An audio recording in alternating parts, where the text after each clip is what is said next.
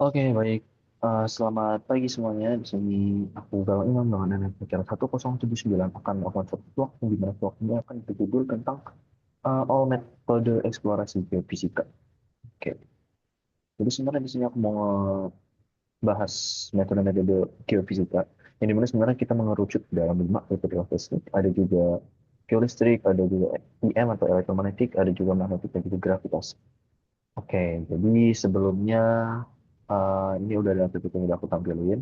Dengan nanti PPT juga akan aku kasih lihat sebenarnya eh, bagaimana sih cara mereka ngambil data, terus memproses parameter fisika apa yang diambil, terus sebenarnya apa sebenarnya tujuan yang ingin mereka dapatin kalau misalnya pakai metode-metode ini. Jadi sebenarnya metode-metode geofisika itu juga eh, gak harus memakai satu metode untuk banyak eksplorasi. Jadi emang harus beragam dan juga harus tahu untuk tujuan digunakannya metode-metode tersebut. Nah, jadi sebenarnya kita akan masuk dulu ke metode yang pertama, itu adalah metode seismik. Nah, ini juga bisa kita lihat dulu. Nah, ini sebenarnya adalah suatu data hasil ya. Ini data hasil. Gambar ini adalah suatu data hasil dari pengukuran dasar dari si seismik. Sebenarnya pengukuran dasarnya ini itu memakai parameter gelombang dari eh, sumber gelombang atau getaran yang kita buat sendiri. Sebenarnya itu kalau buat seismik ini itu bisa dua ya, jadi bisa pasif dan juga aktif. Pasif dan aktif itu tergantung siapa lagi, tergantung kita yang memakai. Nah, kenapa bisa pasif? Itu karena emang kita mendapatkan respon dari si bumi. Jadi kita cuma nunggu aja tuh respon-respon dari bumi itu bakal gimana. Dan bakal sedapat apa kita tentang si respon bumi ini. Jadi kita lebih menunggu hingga terjadinya suatu pergerakan tektonik, terus suatu ya pergerakan-pergerakan lain secara alam, ada geologi dan lain-lain. Nah, itu nanti akan keukur dalam si sistem meter yang kita punya seperti itu. Ini dasarnya begitu. Kita akan masuk ya ke seismik. Nah, sebenarnya seismik ini erat banget kaitannya sama si seismologi. Itu adalah satu cabang ilmu geofisika yang itu mempelajari tentang seputar gempa bumi, terus gelombang, dan juga struktur internal-internal bumi lainnya seperti itu. Nah, seismik juga itu tuh bergerak di ilmu parameter fisika dasarnya itu yang ke gelombang. Jadi untuk itu sendiri, definisi dari si metode seismik itu adalah metode eksplorasi menggunakan gelombang-gelombang elastik atau gelombang seismik yang merupakan unsur bawah atau struktur bawah permukaan. Nah, biasanya yang dilakukan dengan secara aktif dan juga pasif. Aktif itu kita akan menunggu, kalau pasif kita akan menunggu respon dari si bumi itu sendiri, sehingga dia menghasilkan respon-respon sendiri. Terus kalau misalnya em, aktif itu kita yang mau yang membuat sumber dari si gelombang yang merambat tersebut gitu. Nah, terus sebenarnya gelombang seismik ini itu punya cara penggunaan sendiri. Sebenarnya cara penggunaan itu cukup simpel ya. Ini bisa kita lihat sebenarnya di sini ada suatu energy source. Nanti akan kita bunyikan atau kita buatkan suatu ledakan yang akhirnya memicu suatu gelombang. Mas, jadi misalnya kita akan menggunakan sumber energi itu bebas. Dari sini seni dua itu adalah suatu dinamit atau vibrator yang akhirnya nanti menghasilkan gelombang-gelombang yang merambat ke dalam bumi dan itu dipantulkan atau juga dibiarkan sehingga ada yang muncul sebagai refleksi dan juga refraksi dari si seismik ini. Refleksi dan juga refraksi itu kenapa? Jadi em, untuk refleksi dan juga refraksi itu sebenarnya adalah pembiasaan dan juga pantulan. Jadi refleksi itu adalah suatu pembiasaan, terus refraksi itu adalah suatu pantulan. Kenapa dipinjam mantul? Itu karena emang masalah di densitas atau masalah di batuan. Jadi kalau misalnya seismik itu sudah menentu batas antar batuan ya, itu nanti dia akan bisa terbias, akhirnya terbias. Dan juga ada yang dia itu istilah istilahnya itu dipantulkan lagi gitu. Dan itu sebenarnya ngaruh ke kecepatan dari si seismiknya sendiri. Nah, dan juga sebenarnya eh, ilmu fisika yang benar-benar masuk dalam ini adalah itu kita memegang prinsip perambatan gelombang elastik Ada juga hukum refleksi dan juga refraksi seperti itu. Nah, pokoknya nanti eh, hasil dari gelombang-gelombang ini nanti pastinya akan berbentuk seperti seperti adanya ini nih, data yang ini. Itu sebenarnya adalah hasil kasar dari permodalan eksplorasi menggunakan seismik. Ini adalah modelnya, model dari si seismik ini. Gitu. Nah, perlu diperhatikan juga sebenarnya di gelombang seismik ini juga itu punya empat ciri gelombang yang dimana ada gelombang surface dan ada juga gelombang yang ada di dalam bumi. Di mana gelombang surface itu adalah sebenarnya adalah gelombang bumi yang pertama kali keluar ke luar permukaan. Gelombang surface itu terdiri dari dua gelombang, ada gelombang Rayleigh dan juga Loove. Lalu ada juga gelombang primer dan juga sekunder. Dengan catatan kalau sekunder itu gelombang yang tidak bisa masuk ke dalam, tidak bisa mengukur atau menangkap suatu sesuatu yang bersifat fluid. Kenapa nggak bisa dia mendapatkan suatu membaca suatu fluida itu yang karena dari rumusnya seperti itu dan ya itu yang karena konstan tadi itu dia bisa mendapatkan hasil untuk eh, melihat adanya fluid di bawah. Nah biasanya hambatan-hambatan yang ada di seismik ini itu tuh pastinya aktivitas manusia. Jadi ya kalau misalnya kita lagi mengukur suatu lapangan terbuka, kalau misalnya di situ ada aktivitas menambang, ada konflik atau hewan lainnya, itu akan menjadi noise.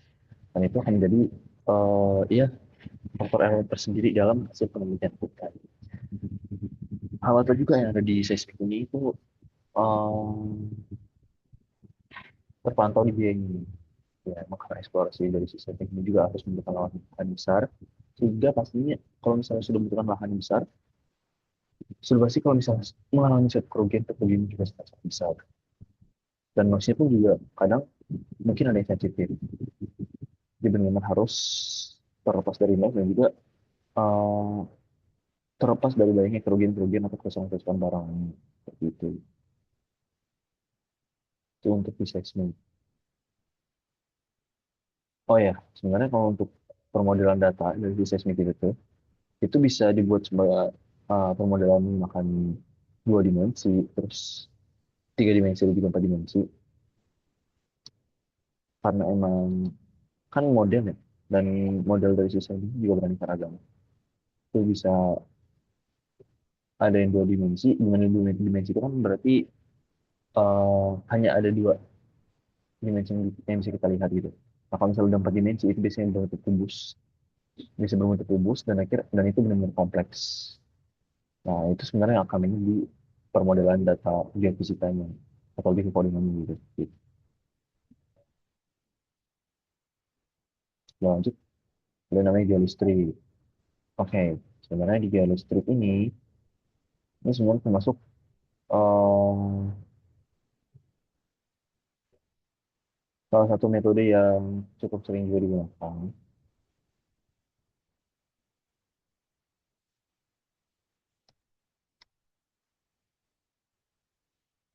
Nah, sebenarnya banyak sih orang-orang yang nanya kalau soal geolistrik dan juga elektromagnetik itu sebenarnya apa sih yang sebenarnya yang membedakan.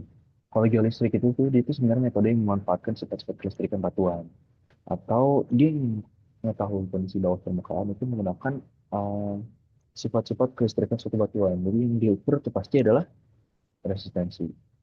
Ya, jadi ya resistivitas, sorry. Resistivitas dan juga porositas yang ada di batuan yang diinjeksikan listrik tersebut. Sebenarnya gimana caranya? Itu tuh banyak dan salah satu cara yang paling sering digunakan itu adalah air listrik itu diinjeksi ya, diinjeksi ke tanah. Itu bisa ditaruh banyak berjejer elektroda, yang bisa ada empat elektroda. Nah, udah elektroda dijajarkan itu akan diukur beda potensial di antara elektroda elektroda tersebut atau tegangan di antara elektroda tersebut untuk mengetahui si resistivitasnya. Nah, biasanya prinsip fisika yang main di geolistrik itu adalah si Ohm, prinsip Ohm atau hukum Ohm. Nah, hukum Ohm ini kan yang rumus itu adalah P sama P sama dengan R kan ya. Nah, jadi tegangan yang nanti akan dihasilkan itu tuh akan dicari sih resistivitasnya atau CR-nya begitu. Nah, untuk di metode geolistrik sendiri itu tuh sebenarnya ada banyak sih metodenya. Ada yang mengukur resistivitas, ada juga yang mengukur satu IRT ya, electrical resistivity tomography, dan juga banyak lagi metode-metode yang sebenarnya bisa dipakai di geolistrik. Nah, cuman minusnya di geolistrik ini itu tuh dia itu tuh hambatannya lumayan banyak ya. Kenapa lumayan banyak? Itu karena seharusnya kalau misalnya air ada air tanah itu dan jadi suatu penghambat untuk si geolistrik ini. Ya udah berarti kan kalau misalnya case kita memakai metode geolistrik, terus kita di situ dihadapkan dengan adanya air yang dari bawah tanah. Nah dari situ juga kita akan mendapatkan noise yang sangat besar dalam pemukulan kita.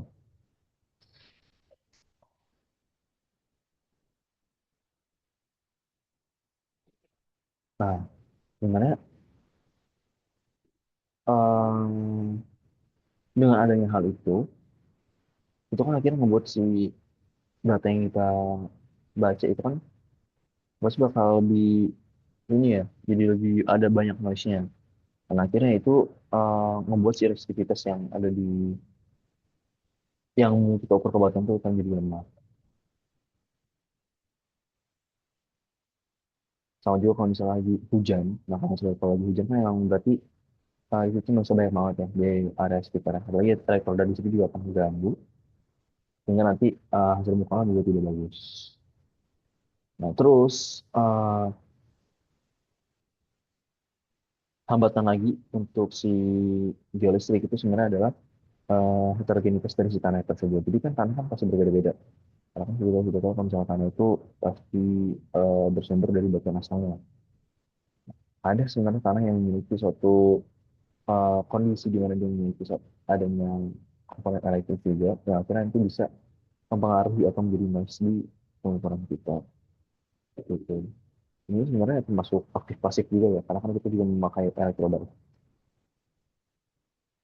Ya betul. Oke, kita akan lanjut. Nah, sebenarnya sebetulnya ini alat ini elektroda, ini elektroda itu kabel. Ini dia. Ini salah satu metode yang cukup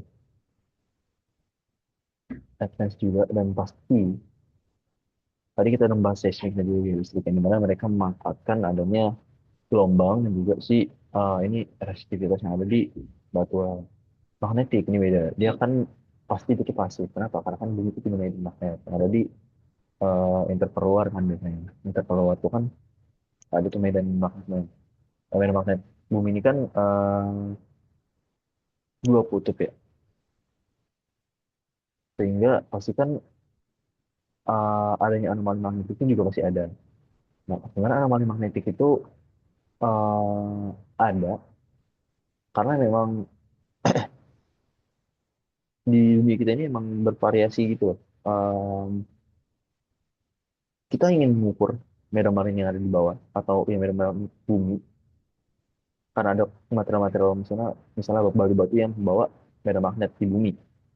Cuman kan noise itu kan sangat besar di mana noise dari magnet itu bisa dari medan magnet adanya bekas pertambangan, terus adanya medan magnet yang berasal dari objek-objek luar, dari matahari juga dari bulan itu juga ada medan-medannya. Jadi itu akhirnya akan menjadi suatu anomali medan magnet. Nah sebenarnya cara menggunakannya itu tadi kita tadi yang fungsi anomali medan magnet kan. Jadi kita itu akan mengukur si anomali medan magnet itu menggunakan si magnetometer. Nah jadi sebenarnya jenis metodenya itu jenis prinsip yang dipakai itu sebenarnya lebih ke konsep medan magnet atau magnetisasi batuan. Nah, dengan hambatan itu ya biasanya itu ada ya benda-benda logam di sekitar kita yang pasti akan membutuhkan noise juga. Terus ada juga noise eksternal seperti dari matahari, terus ada juga magnetik dan hal lainnya. Dan ya mungkin itu dengan parameter fisikanya yang ada di um, magnetisme itu ya cukup sih dari magnetisme seperti itu.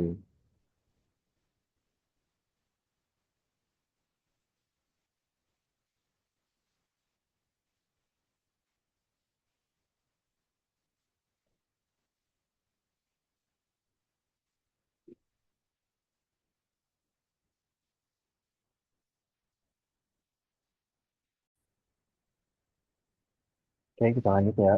Nah, di sini juga sebenarnya di mana itu core inti untuk kita bisa mendapatkan bisa memakai si metode ini adalah ya pasti kan kita di situ akan mencari si mineral yang ada di batuan.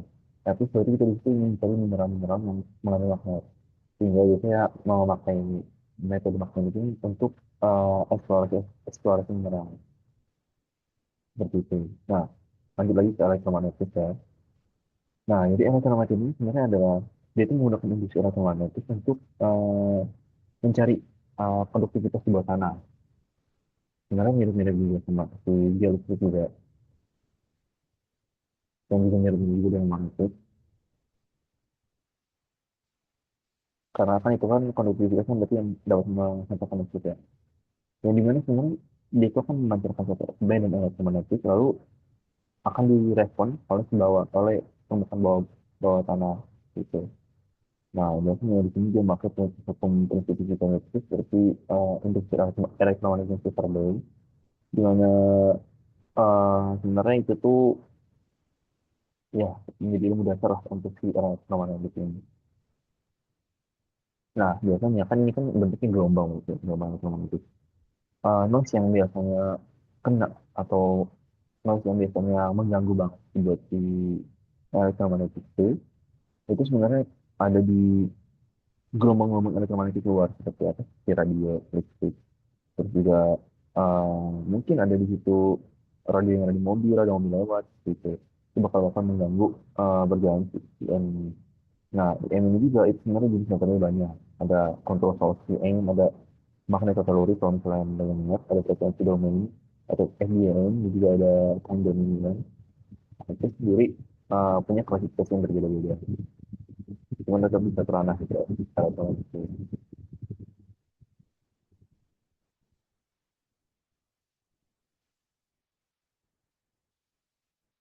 Nah, ini terakhir itu adalah suatu gravitasi. Sebenarnya gravitasi ini benar-benar dia di kelima tadi itu tuh cuman gravitasi dan juga magnetik yang memiliki yang berpacu pada medan.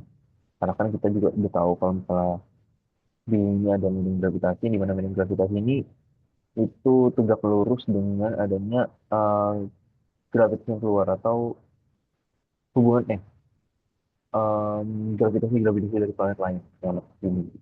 Nah, dia kan mengarah ke bawah bumi. Jadi semakin padat bawah bumi itu pasti bakal lebih gravitasi. Cuman lagi-lagi tadi kalau misalnya dari gravitasi sendiri itu kan poin-poinnya akan mengukur identitas dari batuan. Kalau misalnya ada identitas dari batuan itu kita lihat kita cek ke zero atau kecil, itu kemungkinan memang di bawah kosong juga eh, tidak berbobot lah gitu.